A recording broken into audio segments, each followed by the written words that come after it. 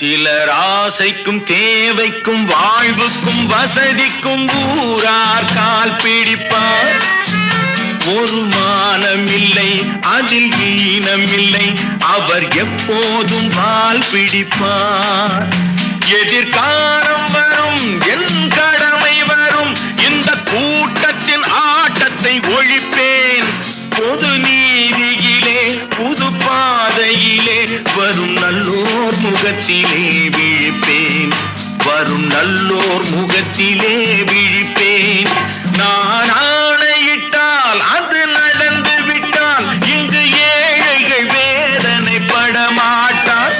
உயிர் உள்ளவரை ஒரு துன்பமில்லை, அவர் கண்ணீர் கடலிலே விழமாட்டார்.